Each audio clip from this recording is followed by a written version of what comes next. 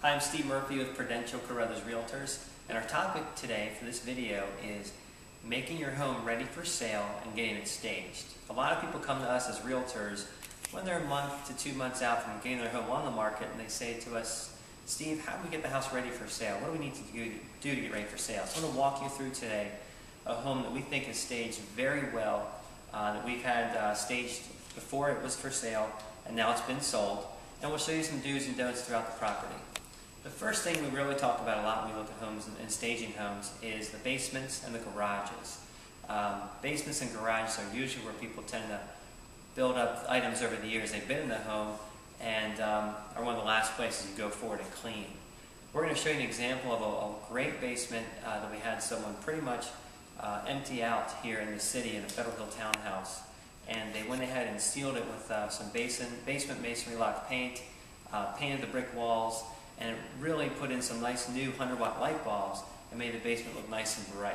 You want to do the same thing with your garages too. If you have a garage with your house, anything on the floor, try and get off the floor. If the garage is meant to hold 2 cars, have 2 cars able to be into the garage, even have a car or 2 in the garage while showing the home, so someone can come into that garage and visualize that, hey, my car fits just fine if theirs does like that, and they see the car in the garage. So now we're going to take you down to the basement, just showing an example of a nice clean basement that was prepared for this home when it was put up for sale.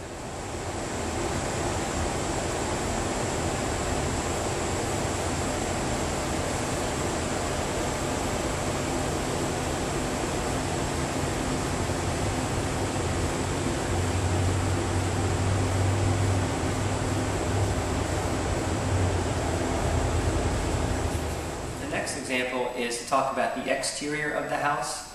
You're going to have things out front of your home, maybe a garden that needs fresh mulch or new flowers. Always look at the trim around your windows and doors. You're going to notice that sometimes over time Mother Nature will cause the paint to flake and chip, and a lot of lenders and appraisers now will ask you to have that paint repaired, and you really have about 15 seconds to 20 seconds to make a good first impression. So when someone comes up to your front door, make that good first impression. At the same time, your living area, the first area they see when they walk in the door, is really important. You want to have that well lit, shades open if you can for light to come in, and you want to have things staged. If you notice this house here behind me, you'll see that they've staged the eating area with 4 sets with plates and placemats, and there's nice furniture in their eating area. And when you go into their kitchen, you'll see that their kitchen is not overcrowded with items on the countertops. You don't have a toaster, you don't have an oversized coffee maker, you don't have the mail and the newspaper on the counter. I know these are basic things, but you want to make sure when someone comes in they can visualize themselves living in this home. And I think this first floor is a good illustration of how you can stage your eating area and your kitchen. So you'll hear a lot about clutter when people talk about staging your home for sale. And not to be too basic when we talk about that, but you want to make sure if something's not in its place to remove it. Again, if it's the mail, maybe it's shoes by the door. If you have pets, you have to watch out for where the pets' toys and crates and things are, as well as children. If you have children, you want to kind of centralize where the toys would go in the house. Don't have toys in every room of the house, all throughout the house. Here's an example, a real simple one. It's not outrageous, but it's something simple to correct. You have a bicycle that's kept under the stairway. Traditionally, when you're showing your home, you don't want that there. That may illustrate lack of storage in a home. When you see a bicycle or golf clubs, I see a lot of times kind of not where they normally would be.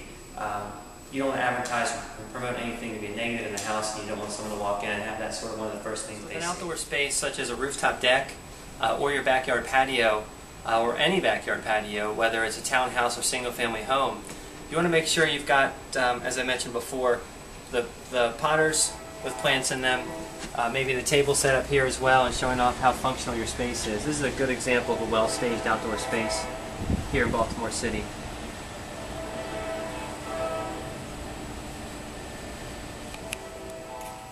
Okay, so we've already spoken about some areas to consider when you're getting your home ready to stage and sell the home, put it on the market.